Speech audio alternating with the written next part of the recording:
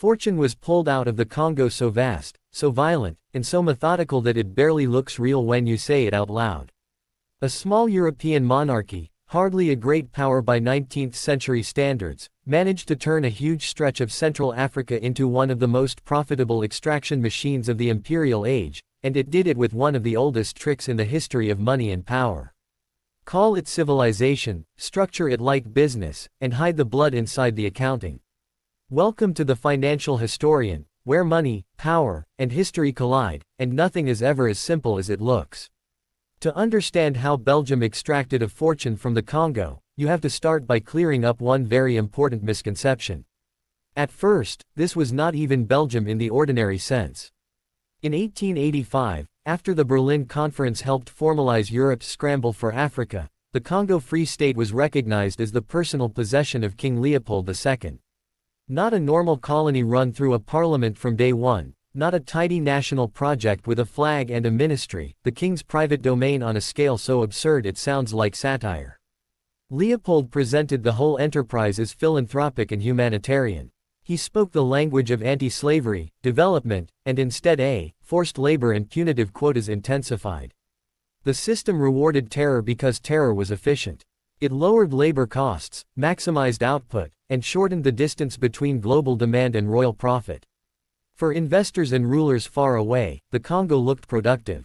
For the people inside it, productivity meant something else entirely: utilization, hostage-taking, exhaustion, village disruption, and a social fabric torn apart so that Europe could inflate tires and congratulate itself on progress.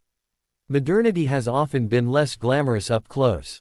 What makes this story especially important for the financial historian is that it was not just a moral atrocity, it was also a very modern business model.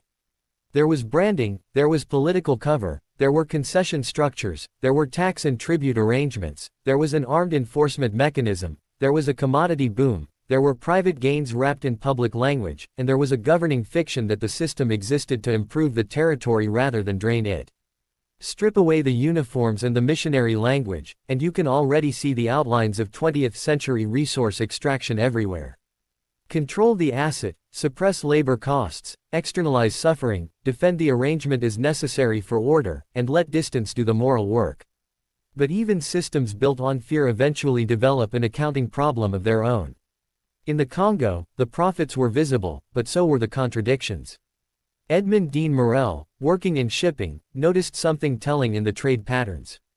The Congo was exporting large quantities of valuable goods like rubber and ivory, but what came back in did not look like the normal exchange of a functioning commercial economy. Instead of a healthy flow of trade goods being bought by willing producers, there was a heavy movement of firearms and ammunition. Morel drew the obvious conclusion.